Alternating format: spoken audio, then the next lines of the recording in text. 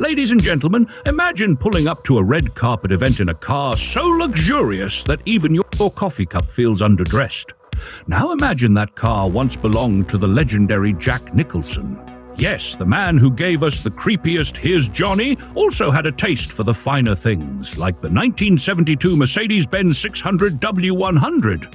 And guess what? You can now own it! If you've got a spare 90,000 to 116,000 United States dollars lying around, or a kidney you don't particularly need, this Hollywood icon's ride is hitting the auction block.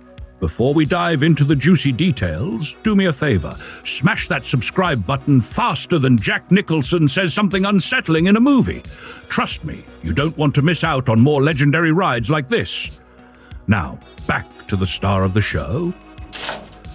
The Mercedes-Benz 600 W100 wasn't just a car, it was a rolling palace.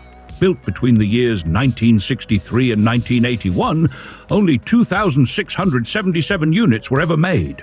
That's rarer than a polite driver in rush hour traffic.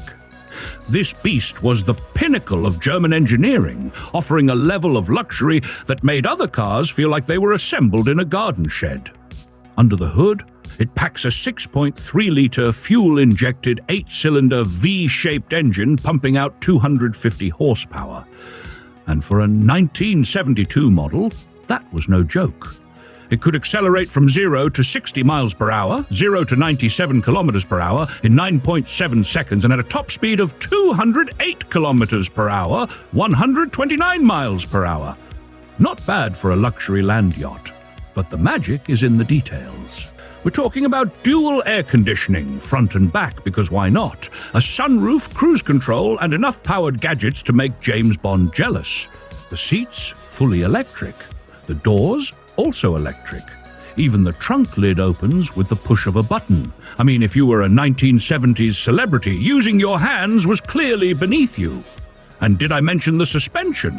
Mercedes-Benz equipped this bad boy with a high-drop pneumatic system that made the ride smoother than a jazz saxophonist on a Saturday night. Plus, it had disc brakes on all four wheels, because when you're cruising in a car this fancy, stopping should be as elegant as the ride itself. Now, if you're wondering who else had one of these beauties, how about John Lennon, Elvis Presley, and even Mao Zedong? Clearly, this car had a clientele list that could start its own Hall of Fame. And while most of us are out here driving cars that barely come with a working radio, these folks were rolling in a vehicle that was basically a private jet for the road. Jack Nicholson held on to his Mercedes-Benz 600 for decades before it ended up in the Peterson Automotive Museum in California. Because, of course, a car this epic deserves its own exhibit. And judging by how well it's been preserved, you'd think it just rolled off the assembly line yesterday. So, if you want to own a piece of Hollywood history and the kind of car that makes even the fanciest modern sedans look like go-karts, this is your chance. Just remember, with great luxury comes great responsibility, like making sure you don't spill your coffee on the leather seats.